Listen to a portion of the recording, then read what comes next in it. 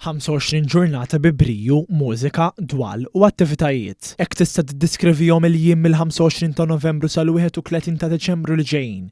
Hekk kif l-Aġenzija Kulturali għall-Belt Valletta qed tistiden lil kulħadd biex jiċċelebra l-istaġun festiv tal-miliet waqt il-Christmas in the Capital 2025. F'konferenza tal-aħbarijiet iċ-Chairman tal-istess aġenzija qal lil One News li kif sar appuntament annwali, it-tradizzjoni se tibqa' tiddomina fil-qalba taċ-ċelebrazzjonijiet tal-miliet Malti.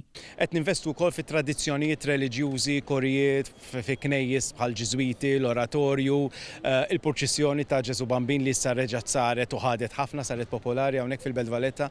Christmas tree partikolari ħafna mill-artist lokali Henry Gallia ċitat kulħadd biex jara biex ħireġ bħala prodott. Naturalment il-Christmas lights huma popolari ħafna u installazzjonijiet ġodda tal-miliet li qegħdin ġibhom minn barra minn Malta li se jkunu ħafna interattivi mal-pubbliku li naturalment ikun qed iżur il-pjazzett u t-toroq tal-Belt Valletta. Da kollu se jkun qed jagħmel wieħed mill-isbaħ mill-idijiet fil-Belt Valletta. Mbagħad naturalment se nagħlqu bil-kbir b'ċelebrazzjonijiet kbar tal-lejlet l-ewwel tas-sena fi Pjazza San George u investiment kbir ukoll fil-Porti l-kbir permezz ta' ħarqa ta' 10 minuti biex nilqgħu il-sena 2026. Ġi spjegat li dan kollu qed isir b'investiment ta' €650,000 fejn it-tfal jistgħu gawdu sessjonijiet ta' Santa's Elves u Letters to Santa fi Pjazza San George u madwar il-Belt Valletta, filwaqt li diversi artisti Maltin fosthom Klinsmann, Kevin Paul, Riona u The New Victorians se jimlew il-pjazzas tal-Belt bħajja li ma bħala.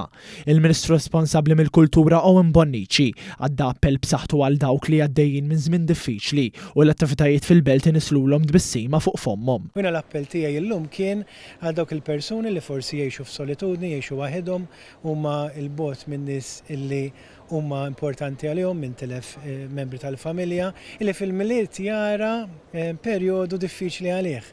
Hawnhekk fil-Belt se jkun hawn dawn l-attivitajiet kollha fejn aħna qegħdin niftħu l-bibberaħ biex bis-saħħa tal-kultura ninaqdu iktar bħala komunità.